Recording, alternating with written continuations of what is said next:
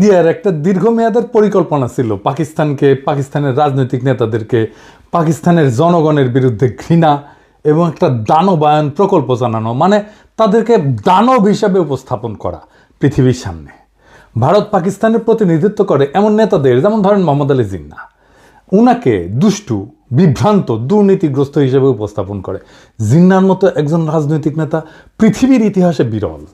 এইটা ওদের এমন একটা মনস্তাত্ত্বিক কৌশল যে তার শত্রু খুবই খারাপ মানুষ, এইটা প্রচার করা। পাকিস্তানিদের ডেমোনাইজেশন করার একটা ইন্ডিয়ান প্রজেক্ট, এটা তারা আওয়ামী লীগকে শিখাইছে খুব ভালোভাবে। আওয়ামী লীগ একটা বিষাক্ত মূর্খ বাহিনী তৈরি করছে যারা পাকিস্তানি ঘৃণা ছড়ায়।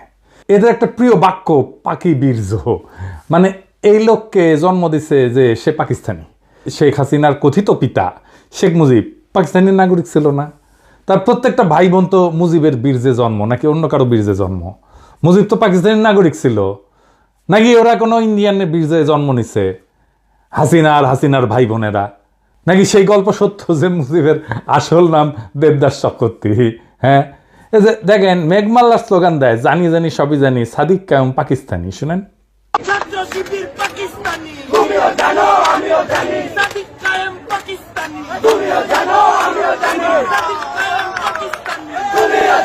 এই মেঘমাল্লারের বাপ পাকিস্তানের নাগরিক ছিল না? ওর বাপের পাকিস্তানি পাসপোর্ট ছিল না? নাকি ওর বাপের জন্ম বাংলাদেশ সৃষ্টির পরে? ওর বাপ জন্মাইছিল 1953 সালের 10ই নভেম্বর। তার মানে তো পাকিস্তান আমলে জন্ম নিছে।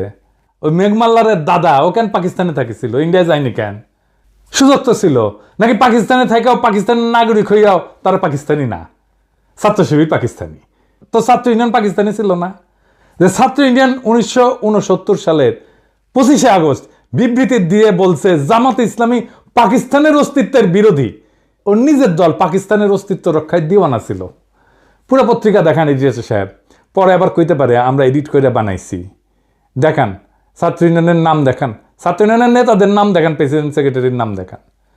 ছাত্র ইউনিয়ন শুধু না, বিপুল বিক্রমে মুজিববাদী ছাত্রলীগও পাকিস্তানের অস্তিত্ব রক্ষায় দিওয়ানা হয়েছিল। এখন পাকিস্তান খুব খারাপ। 1969 সালের 25শে মার্চ আইবর পতন হয়ে গেছে, মানে গণঅভ্যুত্থান হয়ে গেছে। তারপরের ঘটনা, তারপরে এই বিবৃতি দিচ্ছে 5 মাস পরে পাকিস্তানের রক্ষায় দিওয়ানা। তাও তারা পাকিস্তানি না, অন্যরা পাকিস্তানি। হ্যাঁ, কারণ ওই ডেমোনাইজেশন প্রজেক্ট, পাকিস্তানকে ডেমোনাইজ করা। শাসক হিসাবে পাকিস্তান খারাপ কাজ করে না এরকম না, অবশ্যই করছে। আমরা প্রয়োজনে সেটা সমালোচনা করব, কোনো অসুবিধা নাই। কিন্তু যেই কাজটা করে নাই, আমি কি তারে সেই কাজের দায় দিতে পারি? নাকি সেটা দেওয়া উচিত? আর যখন একজন যে কাজটা করে নাই সেই কাজের দায় তার উপরে চাপায় দেওয়া হয়, তখন তো তার উদ্দেশ্য নিয়ে আমার প্রশ্ন তোলা উচিত। আমার তো তখনই মনে হওয়া উচিত পাকিস্তান যদি এতই খারাপ হয় তাহলে মিথ্যা অভিযোগ কেন দেওয়ার দরকার হইল? মিথ্যা অভিযোগ তো দেওয়ার দরকার নাই। যারা কারণ নামে মিথ্যা অপবাদ দেয় তাদের সাথে তো কোনো ডিল করাই উচিত না, তাদের কোনো কথা শোনাই উচিত না, তাদের উপরে আস্থা রাখাই উচিত না। আজকে আমরা এমন একটা অতি জঘন্য মিথ্যাচার নিয়ে আলাপ করব যেটা ইন্ডিয়া শিখাই দিছিল, আর সেই একই মিথ্যাচার বিএনপি চালাই যাইতেছে আজকেও। সেটা জানতে হইলে একটু পিছনে ফিরে যাইতে হবে, সেই 1971-এ। আসেন আগে আমরা সেই গল্পটা শুনে আসি। 1971-এ বীরশ্রেষ্ঠ মতিউর রহমানের গল্প। বীরশ্রেষ্ঠ মতিউর রহমান গত পরশু ওনার মৃত্যুবার্ষিকী ছিল। 1971 সালের 20শে আগস্ট পশ্চিম পাকিস্তানের করাচির কাছে মাসরুর বিমান ঘাঁটিতে ওই সময় তিনি পোস্টেড ছিলেন। মার্চে যখন যুদ্ধ শুরু হয় তখন কিন্তু তিনি পূর্ব পাকিস্তান মানে বাংলাদেশেই ছিলেন। উনি তখন এইখানে ছুটিতে ছিলেন, যখন জয়েন করেন নাই যুদ্ধে। পরে যখন পাকিস্তান এপ্রিল মে মাসের মধ্যে মোটামুটি পাকিস্তানি সামরিক বাহিনী কন্ট্রোল প্রতিষ্ঠা করে, তখন মতিউর রহমান পশ্চিম পাকিস্তান নিজের ইউনিটে চাকরিতে ফিরে যায়। সেইখানে তাকে ইনস্ট্রাক্টর হিসেবে পোস্টিং দেওয়া হয়। তিনি তরুণ পাইলটদেরকে বিমান চালানো শিখাইতেন। পরে 20শে আগস্ট উনি একজন তরুণ পাকিস্তানি ট্রেনি পাইলট, যার নাম ছিল রশিদ মিনাজ, বীরশ্রেষ্ঠ মতিউর রহমানের ইনস্ট্রাক্টর ছিলেন। তার সাথে একটা T-33 বিমান, যেটা পাইলটদের ট্রেনিংয়ে ব্যবহার করা হয়, সেটাতে একসাথে ওনারা ফ্লাই করতেছিলেন। T-33 কিন্তু কোনো যুদ্ধ বিমান না, এটা খালি ট্রেনিংয়ের কাজে ব্যবহার করা হয়। এই বিমানে রশিদ মিনাজের ট্রেনিং ফ্লাইটের সময় মতিউর রহমান ব্যাকসিটে ইনস্ট্রাক্টরের কন্ট্রোল ব্যবহার করে প্লেন নিয়ে ইন্ডিয়ার দিকে রওনা দেন। 71 সালে পশ্চিম পাকিস্তান থেকে অন্য যে সমস্ত বাঙালি অফিসার, যেমন মেজর ডালিম, নূর, কর্নেল তাহের, মঞ্জুর, পালায় ভারতে গিয়ে যুদ্ধে যোগদান করে। ওরা কিন্তু স্থলপথেই পালাইছে। মতিউর আকাশপথে পালানোর পরিকল্পনা করে। আকাশপথে ট্রেনিং বিমান নিয়ে পালানোর সময় রশিদ মিনহাজ তখন যখন আসল উদ্দেশ্য টের পায়, তখন ককপিটের দুইজনের মধ্যে ধস্তাধস্তি হয়, এর ফলে প্লেনটা ক্র্যাশ করে, দুজনেই মারা যায়। ভারতে পাকিস্তানের বিমান নিয়ে যাওয়া, নিজের জীবন দিয়ে ঠেকানোর জন্য পাকিস্তান রশিদ মিনহাজকে তাদের সর্বোচ্চ বীরত্ব সূচক পদক নিশানে হায়দার এটা প্রদান করে। মতিউর রহমানকে বাংলাদেশ বীরশ্রেষ্ঠ খেতাব প্রদান করে। দুইজনেই দুই দেশের দুই শ্রেষ্ঠ খেতাব পায়। মতিউর রহমানকে পাকিস্তানে কবর দেওয়া হয়। 2006 সালে বেগম খালেদা জিয়ার অনুরোধে পাকিস্তান মতিউর রহমানের মৃতদেহ বাংলাদেশকে হস্তান্তর করে এবং তার মৃতদেহ এনে দেশে মিরপুরে শহীদ বুদ্ধিজীবী কবরস্থানে দাফন করা হয়। এই পর্যন্ত ইতিহাস বর্ণনায় পাকিস্তান আর বাংলাদেশের পক্ষে কোনো দ্বিমত নাই, দুই পক্ষই একমত এইরকম একটা ঘটনা ঘটছিল। কিন্তু এরপরের কি হইল? এটা জঘন্য মিথ্যাচারের ইতিহাস। বাঙ্গু প্রগতিশীল চেতনাজীবীরা এতই জঘন্য প্রতারক যে তারা হেন কিছু নাই যেটা নিয়ে জঘন্য মিথ্যাচার করে নাই। তারা সব জায়গায় পাকিস্তানিদের জানোয়ারের মতো করে চিত্রায়ন করে ডাহা মিথ্যা কথা চড়াইছে। তাদের গুরু ইন্ডিয়ার শিক্ষাই হচ্ছে মিথ্যা কথা বলা। মতিউর রহমানের কবর নিয়ে একটা জঘন্য মিথ্যা বানোয়াট কথা বাঙ্গু মহলে প্রচলিত। সেটা হইতেছে পাকিস্তানিরা নাকি মতিউর রহমানকে কবর দিয়ে তার কবরের ফলকে লিখে রাখছিল, ইধার শো রাহা হয় এক গাদ্দার, মানে এইখানে এক বিশ্বাসঘাতক শুয়ে আছে। এটা একদম সবার মুখে মুখে প্রচলিত। আপনি সার্চ দিলে, ফেসবুকে সার্চ দেন, গুগলে সার্চ দেন, এটা আপনি পাবেন। বিএনপির অফিসিয়াল ফেসবুক পেজে এই কথা ছড়ানো হয়েছে। দেখেন কি লিখছে, পাকিস্তানে একটি কবরের উপরে লেখা ছিল ইধার সোরায় এক গাদ্দার। বাংলা অর্থ, এখানে শুয়ে আছে এক বেঈমান। পাকিস্তানের সেই গাদ্দারটি কে তা কি আমরা জানি? তিনি বাংলাদেশের বীরশ্রেষ্ঠ মতিউর রহমান। দীর্ঘ 35টি বছর পাকিস্তানের মাটিতে চরম ঘৃণা ভরে শায়িত ছিলেন আমাদের মুক্তিযুদ্ধের এই নায়ক। 2006 সালে তৎকালীন প্রধানমন্ত্রী বেগম খালেদা জিয়ার ঐকান্তিক প্রচেষ্টায় বীরশ্রেষ্ঠ মতিউর রহমানের দেহাবশেষ বাংলাদেশে ফিরিয়ে আনা হয় এবং পরিপূর্ণ মর্যাদায় দেশের মাটিতে দাফন করা হয়। বাংলাদেশে তার মৃতদেহ আসা পর্যন্ত খালেদা জিয়া এয়ারপোর্টে অপেক্ষা করছিলেন। হে মৃত্যুঞ্জয়ী, তোমার আত্মবলিদানের বিনিময়ে আমরা পেয়েছি একটি স্বাধীন মানচিত্র। তোমাকে আমরা ভুলি নাই, ভুলব না। তুমি আছো লক্ষ কোটি বাঙালের হৃদয়ের গভীরে শ্রদ্ধাঞ্জলি। হ্যাঁ, পুরা আওয়ামী বয়ান। আওয়ামী লীগ তো জাউরার জাউরা, তারা বলতে পারে, কিন্তু বিএনপি কেন? যেই বিএনপি দাবি করে তারা মতিউর রহমানের মরদেহ বাংলাদেশে নিয়ে আসছে পাকিস্তান থেকে, তারা মতিউর রহমানের কবর দেখে নাই। ওখানে লেখা ছিল যেখানে গাদ্দার শুয়ে আছে, তারা অপমান করে কবর দিছিল পাকিস্তানিরা। মতিউর রহমানের কবরে আসলে কি লেখা ছিল? আজকে এপিসোডে ভুয়া মিথ চিরতরে জয় বাংলা করে দেব। বিএনপি কি পাকিস্তানে গিয়ে দেখে এসেছে মতিউর রহমানের কবরে কি লেখা ছিল? যাওয়ার তো কথা, কারণ ডেড বডি নিয়ে আসার সময় তো গেছিল কেউ না কেউ। আর দেখে যদি বুঝতে না পারস, নাই জানস, তাহলে ডা মন করা মিথ্যা কথা সরাস কেন? আজকে বিএনপিদের পাকিস্তানের মাসরুর বিমান ঘাঁটিতে অবস্থিত মতিউর রহমানের অরিজিনাল কবরের ছবি আর সেটার ফলক দেখাবো। দেখেন, সবাই দেখেন, মার্বেল পাথরের ফলকে যেটা লেখা আছে আরবিতে বিসমিল্লাহির রহমানির রহিম, এর নিচে লেখা নাম্বার 1, র্যাঙ্ক ফ্লাইট লেফটেন্যান্ট, নাম মতিউর রহমান, মৃত্যু তারিখ 20 আগস্ট 1971। হারামজাদারা এখানে কই লেখা দেয় যে এখানে গাদ্দার শুয়ে আছে? এখানে দেখেন সে কবরের ছবি, আর সে কবর তুলে বাংলাদেশে পাঠানো হচ্ছে তার ছবি। এডিটর সাহেব দেখায় দেন এটা সেই সময়ের ছবি যখন তার দেহাবশেষ তুলে বাংলাদেশে পাঠানো হইতেছে। নিচে দেখান, বিএনপি বিসমিল্লাহির রহমানির রহিম না বইলে বক্তৃতা শুরু করে না, কিন্তু বিসমিল্লাহির রহমানির রহিম যখন সামনে দেখে এটা পড়ে বুঝতে পারে না। মানে সব জায়গায় ডাহা মিথ্যা কথা না ছড়াইলে পেটের ভাত হজম হয় না। বিএনপির এই চেতনার বয়ান পোস্ট দেওয়া লাগে। বিএনপির মহাসচিব ভাষণ শুরুর আগে ঠিক মতো বিসমিল্লাহ পড়তে পারে না। সেখানে পাকিস্তানিরা মতিউর রহমানের কবরে মার্বেল পাথরের ফলকে বিসমিল্লাহ খোদাই করে রাখছে। এখানে কই চরম ঘৃণা ভরে তারে দাফন করছে পাকিস্তানে। ঘৃণার চিহ্ন দেখলেন আপনারা? বিএনপি তো একটা ব্যক্তি না, একটা সংস্থা না, একটা বিশাল দল।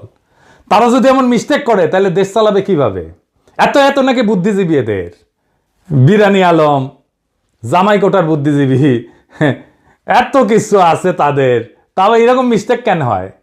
আর সবচেয়ে বড় কথা, যদি বিএনপি কখনো ক্ষমতায় যায়, চান্স যদিও কম, যাই হোক, তখন পাকিস্তান কি এটা মনে রাখবে না যে তারা পাকিস্তানের বিরুদ্ধে এমন একটা মিথ্যাচার করছিল? কূটনৈতিক সম্পর্ক কেমনে করবে? পাকিস্তানের বিরুদ্ধে মতিউর রহমান বিদ্রোহ করছে, তারপরে পাকিস্তান তো তাকে স্বাভাবিকভাবে সম্মানের সাথে দাফন করছে। বাঙ্গুরা যত পশ্চিম পাকিস্তানি অফিসার সৈনিক হত্যা করছে, তাদের একজনেরও কবর দেখাতে পারবে বাংলাদেশে? বলেন তো, মরে নাই? তারা মরছে না? একজনকে তো কবরও দেয় নাই। বাঙ্গুরা শিয়াল কুকুর দিয়ে খাওয়াইছে। বছরের পর বছর ধরে অপবাদ দিয়ে গেছে পাকিস্তানকে।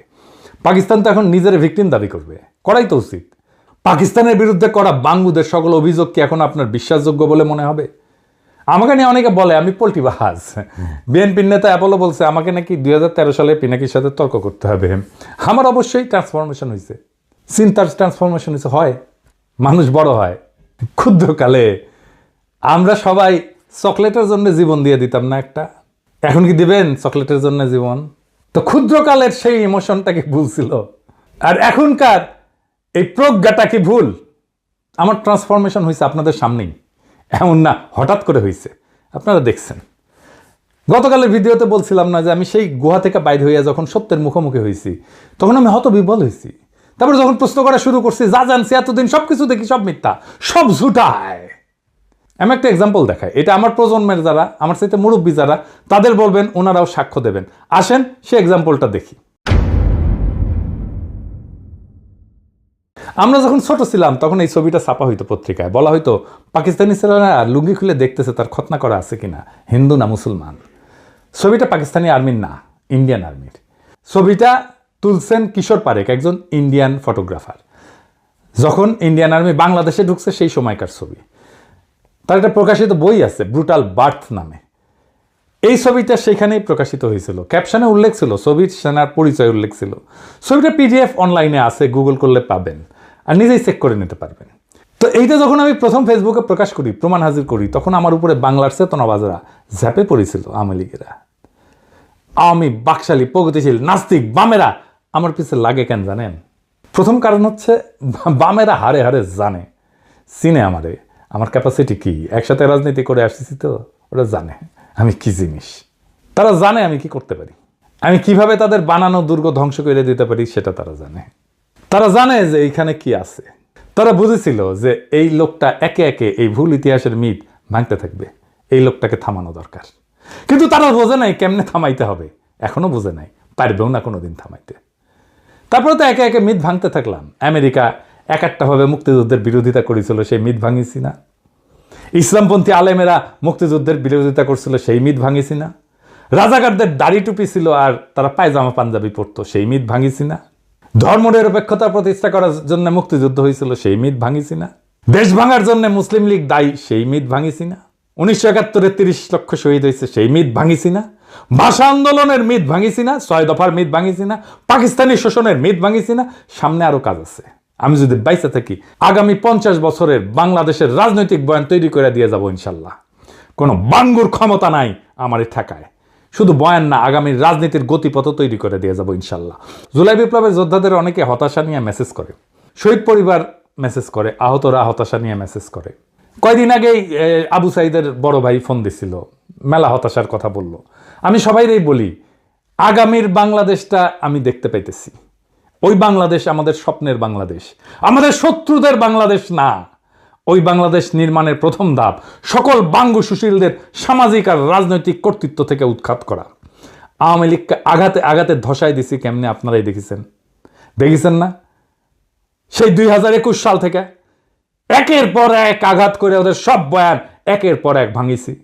ওরা ভিতর থেকে ফাঁপা হয়ে গেছে, মরালি ওরা নাই হয়ে গেছে। ওর ক্ষমতা আমরা ভিতর থেকে নাই করে দিছি। এইটা 1-2 এর কাজ। এখন এই কাজ আমরা একসাথে করব আবার আমরা ইনশাল্লাহ।